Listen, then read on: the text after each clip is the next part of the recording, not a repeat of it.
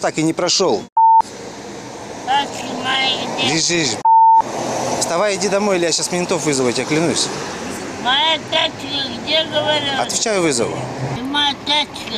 Бул видео кечээ күнү Бишкектин Лагвиненко жана Лев Толстой көчөлөрүнүн кесилишинде тартылган. Анда кичинекей кыз сүйлөгөнгө ал келбей, жерде мас болуп жаткан апасын тургуза албай жатканын көрүүгө болот. Окуяны видеого тарткан адам жерде жаткан аял алгач кызды катуу тилдеп, токмоктоп жаткан дейт. Ал эми күбөлөр жанына барганда аларды оозго алгыс сөздөр менен сөккөн. Мас аялдын жанындагы кыз болжол менен 4-5 жашта. Күбөлөрдүн айтымында бөбөк ачка жана тытылган кир кийимдерди кийип жүргөн.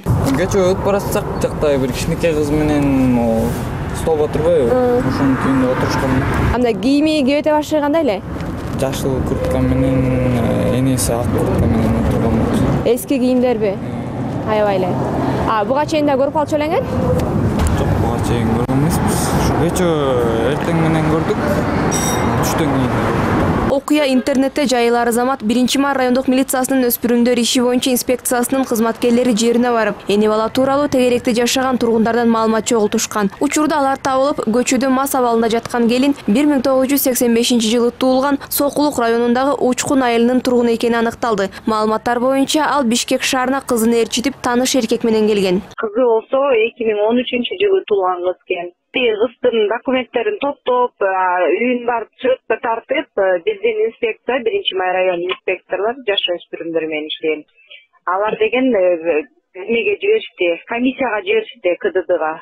Комиссия по делам детейгечи. Сокулук районунун тургуну болгондуктан комиссия жөнөтүп топтолгон материалдарды анан кийин Сокулук районунун ички иштер бөлүмүнө берилет. Бул окуя боюнча чара көрүү максатында азыр социалдык кызматкерлер дагы кыздын жана аялдын жашаган жерин текшерүү жана башка маалыматтарды чогултуу аракеттерин көрүп жатышат. Мас болуп көчөдө жаткан келин эми энелик укуктарынан ажыратылышы мүмкүн. Жашаган жери, эненин өзүн ушул жүрүш турушу изилдеп, анан ушу мыйзам чегинде кыздын ушул психологиялык состояниясы, анан энесин кандай иштейт, эме кызын багабы, бакпайбы же ушундай эле аморалдык образ жизни алып барып жүрөбү, ошонун бүт баарын изилдеп, анан ошонун негизинде баа берилет юридикалык. Адистер билдиргендей, ичкиликке берилип кеткендердин көпчүлүгү жакыр үй бүлөдөгүлөр. Чоңдордун балдарына болгон мындай кайдыгерлик мамилесинен улам алардын бөбөктөрү билим алуудан, медициналык кызматтан ажырап калышат. Адистер мындай учурда 2 гана жол бар дешет. Кээ бири кароосуз болуп көчөдө калса,